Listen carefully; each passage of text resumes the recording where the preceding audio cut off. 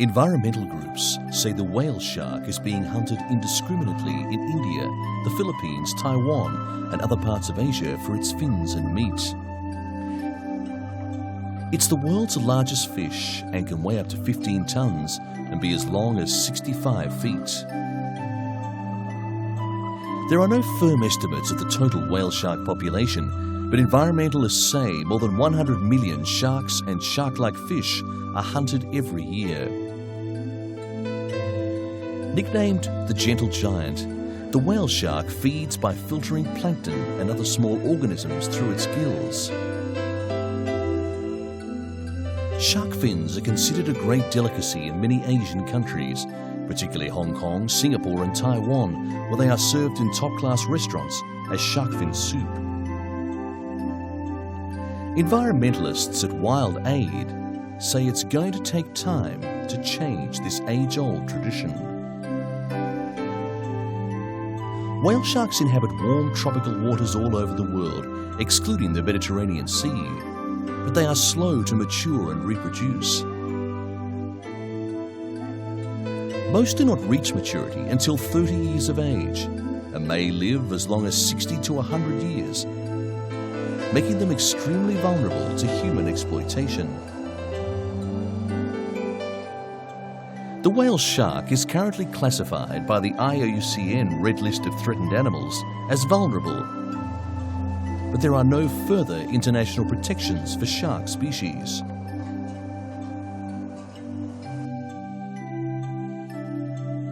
Wild Aid's Victor Wu says studies have estimated that whale shark tourism generates much more income for countries than the hunting and sale of its meat and fins. He believes whale shark ecotourism would be one of the key factors behind its survival from money-hungry whale hunters. Environmental organisations worldwide have also called for an international ban on shark finning and a global moratorium on trade in any products from the great white, basking and whale sharks.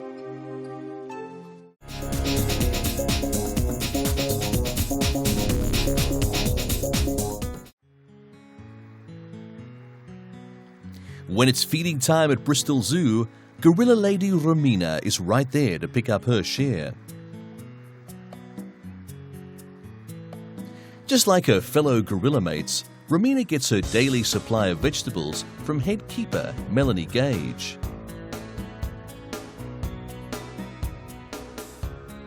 Nothing unusual to the zoo's visitors, but for those who know Romina, they remember a time when things weren't always this way for this 22-year-old primate.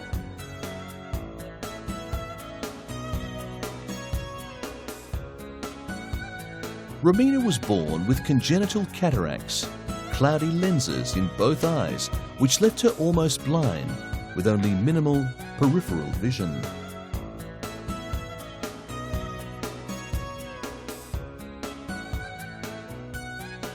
She was unable to see the food that was thrown and couldn't see her way around the compound.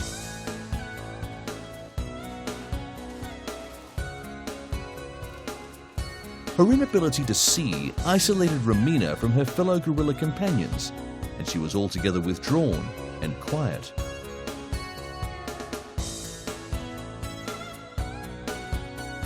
That's when staff at Bristol Zoo decided on a pioneering operation to save Romina's sight. And she became the first adult gorilla in Europe to have one of her cataracts removed and replaced with a silicone lens. At the time, the operation hadn't been done before, and although the risks involved were that Romina could remain totally blind, staff at Bristol Zoo decided to go ahead with the operation.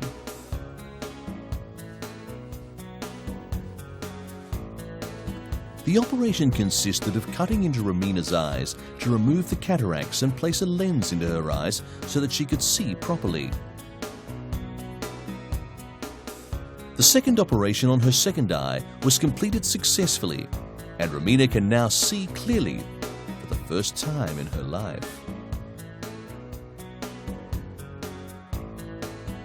Having had her sight restored has done a lot for Romina's confidence, according to her keeper.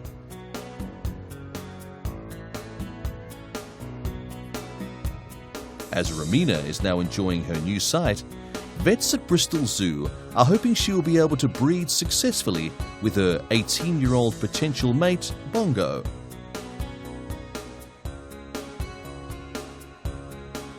But that's a prospect Romina is not interested in just yet.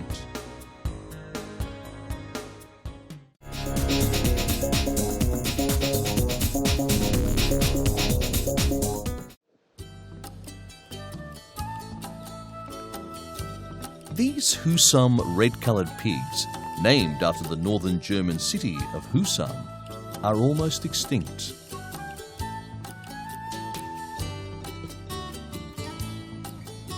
Once they were the preferred domestic pigs of a Danish minority living in Germany's northernmost state of Schleswig-Holstein, bordering Denmark. Also because the animals display Denmark's national colours of red and white on their skin.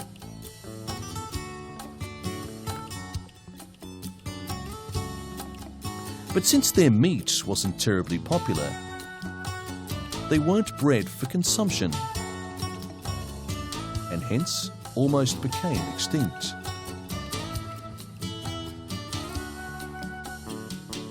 Berlin Zoo has pledged to keep animal species alive and has been the home to 2 Husum red-coloured pigs for many years.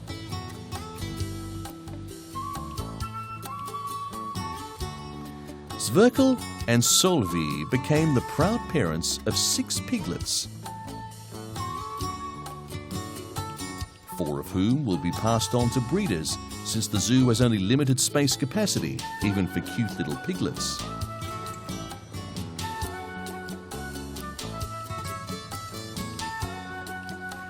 Zookeeper Griesbach says, "As to the taste, I can't say," adding with a smile that maybe they taste better than our overbred pigs.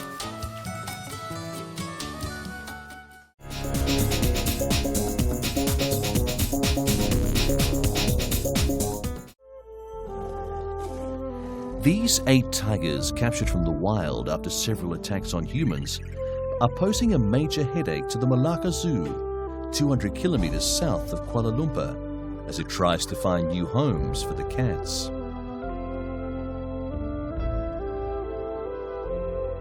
Unfamiliar with their new surroundings, these once proud and majestic animals howl, roar and charge at every human that approaches their tiny cages. The Malacca Zoo is unable to provide better facilities for its new guests due to a lack of space. There are already 10 tigers occupying open enclosures at the zoo, and putting any more in may cause them to fight, according to zoo officials.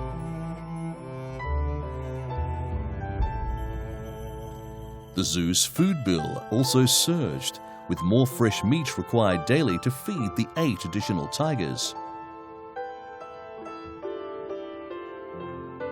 Authorities began a campaign to hunt down tigers from the wild after a series of attacks on domestic animals and human beings. The director of the Malacca Zoo said he was under great pressure to give the new tigers away quickly. In Malaysia, wild tigers are finding it harder and harder to survive, as more and more of the jungle habitat where they thrive is opened up for development and agriculture. Wild tigers are solitary animals, and they tend to fight when clumped together.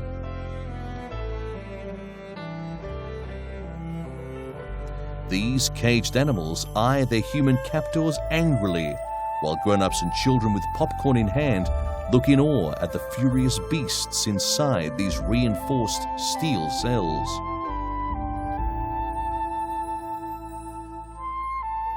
But these tigers will probably never taste freedom again, as long as that includes the freedom to attack and kill humans.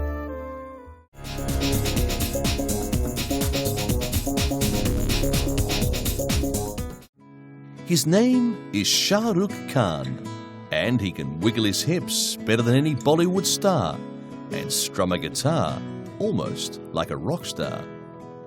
Khan is a shaggy-haired black bear named after India's biggest movie star who dances at sidewalk shows on the way to the historic town of Fatehpur. His keeper keeps a tight grip on him with a coarse rope pierced through his nose. Singh says gypsies hit the animals to keep them disciplined, just like a schoolteacher sometimes uses the stick on students who misbehave. Some years ago, dancing bears or sloth bears were as common on Indian streets as snake charmers with king cobras. At pavements and outside movie theatres across the country, sloth bears entertained crowds by playing imaginary guitars, smoking cigarettes, dancing in the hot sun on their hind legs to the pounding of drums, all for a few rupees a day. Activists say sloth bears are on the verge of extinction in India because of increased poaching by an ancient tribe of gypsies known as Kalandars who use the animals for their shows. Animal rights activists say about 100 bears are poached from the forest every year, and the bear population has fallen from some 10,000 to around 4,000. In an effort to save dancing bears from the desperately poor Kalandar tribe, Wildlife SOS has set up a bear sanctuary in the northern state of Uttar Pradesh, where over 60 rescued bears live within a protected environment. The Kalandars later wrench out the teeth of the bears without any anaesthetic. They pierce an iron needle with coarse rope through their muzzle so they can be controlled. Some go blind as the rope pulls over their eyes.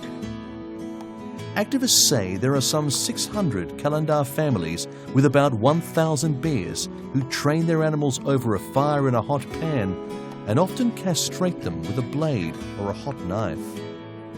However, as a result of these extreme measures, many bears die of infection and trauma before their normal lifespan of about 25 years, and this prompts the Kalandars to poach from the forest. Animals can't be let loose in the forest as they can't manage in the wild because of so many traumatizing years with the Kalandars that leave them incapable of handling jungle life. Some Kalandars say they are willing to give up their bears if the government gives them compensation. Wildlife SOS has convinced many Kalandars to surrender their bears for money, which they have used to set up cold drink stalls and other small businesses. But most Kalandars say they will never give up the profession of their forefathers.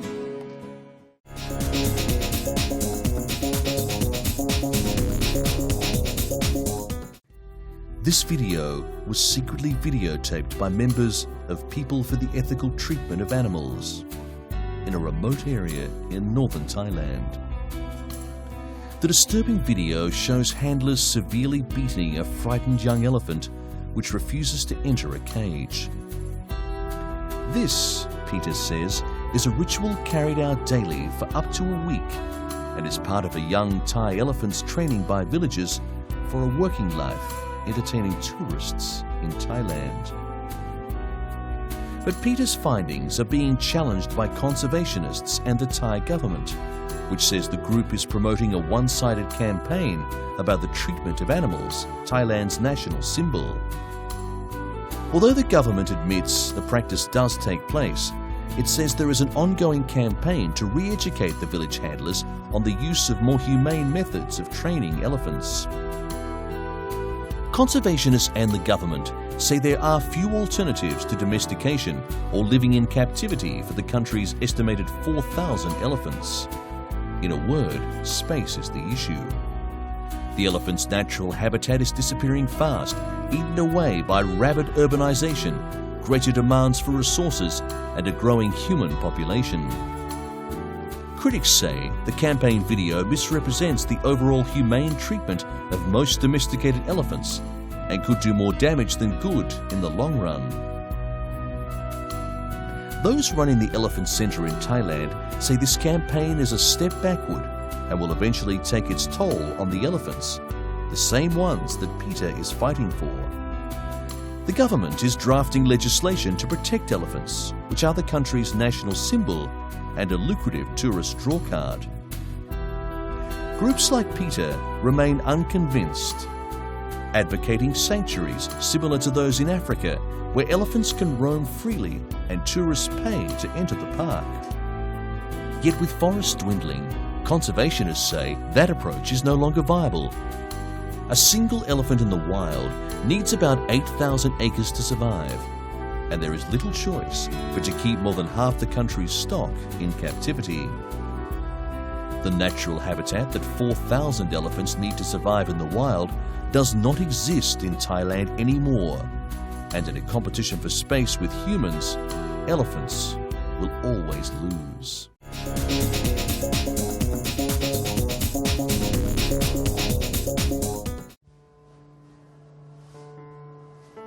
This Sumatran rhino is the first to be born in captivity in over 112 years. Emmy, a Sumatran rhino, delivered her calf in the privacy of her stall at the Cincinnati Zoo in Cincinnati, Ohio. The calf was able to stand about 5 minutes later.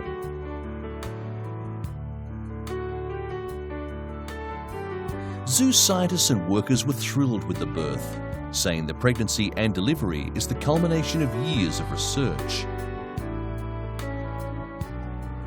Dr. Terry Roth is the director of the Zoo's Center for Conservation and Research of Endangered Wildlife.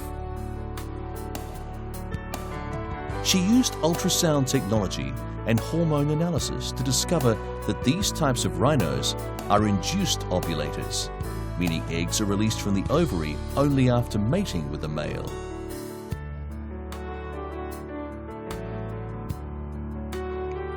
Emmy suffered 5 miscarried pregnancies before carrying 1 through the 15 to 17-month term. The Sumatran rhino is the most endangered species of one of the most endangered mammalian species in the world. There are thought to be just 300 Sumatran rhinos in the wild and just 16 in captivity. Endangered species conservationists hope that zoos throughout the world will be better able now to boost the population through breeding in captivity. The idea, of course, is to reintroduce the rhinos back into the forest in their former ranges. Thomas Foos, Program Director of the International Rhino Foundation, says hopes are very high, and in the not-too-distant future, using the methods that have been developed at the Cincinnati Zoo, they will regularly produce this species under managed conditions.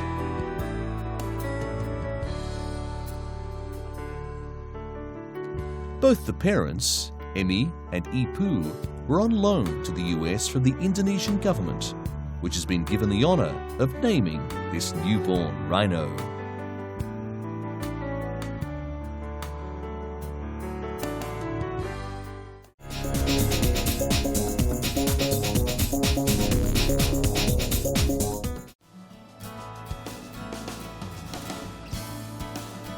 Hundreds of penguins were released into the ocean in Argentina by biologists with the Mar del Plata Aquarium, who had rescued these birds from an oil spill. The rescuers looked on as 200 birds, all recovered during the same week, were given their freedom.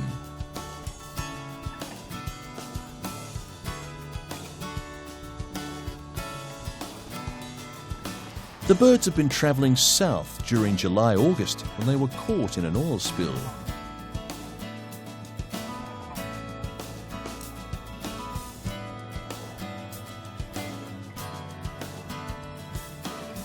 Mar del Plata aquarium biologist Karen Grillo said this was a warning to everyone. We need to see, she said, what happens to the many animals that end up hurt by oil spills, by man's irresponsibility.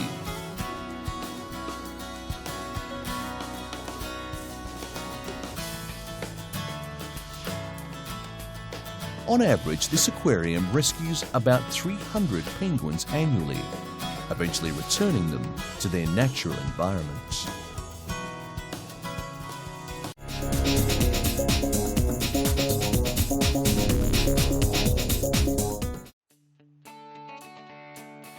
The white sand of Kenya's Watamu Beach provides a welcoming hideaway for tourists. But the quiet waters and warm sands also fulfill another valuable function. They form a nesting ground for endangered turtles.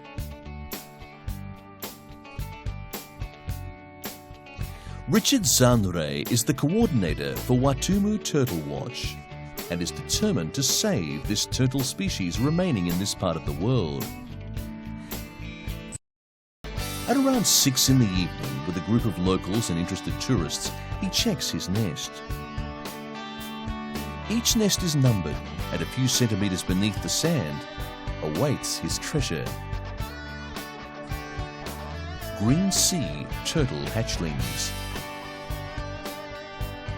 The hatchlings struggle to dig themselves out of the sand. These particular hatchlings hatched a few hours ago, and the journey to the surface has been an arduous one. For the tourists, it's an uncommon sight. Luckily for these hatchlings, they'll have a helping hand to complete their next and extremely hazardous journey, making it to the sea. Zanre collects the turtles in his ever-present red bucket and finally releases them under the cover of darkness. The turtles hasten to the relative safety of the sea. But the chances that these green sea turtles will reach sexual maturity is minimal. Turtles are a prized catch. The locals have various uses for them, and they have hunted them for hundreds of years. The evidence these practices are ongoing are often washed up on the beach. This green sea turtle was killed at sea about 3 days ago. It is clear that it had been spear gunned and slaughtered in a dhow, and the meat carved off the turtle. The find causes much distress to people like Zanre who work for the turtle's survival. Not only is it a matter of killing an endangered species, but the turtles are an important link in the ecosystem. The problem of overfishing has been rife in these waters. Fishermen kill hundreds of these turtles every year by design or just neglect by interfering with their habitat. Zanre believes education is the key to the continued existence of the turtles.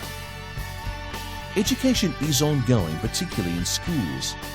A conservation program has started 8 turtle clubs in various primary schools in the Watamu Sea.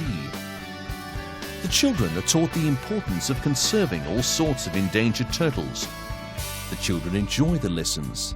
It is a break from routine, and the initiative is bearing fruit.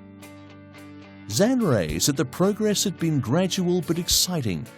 His work also has unexpected pleasures, like the discovery of one of the rarest and most endangered sea turtles, the hawksbill turtle, nesting on the beach.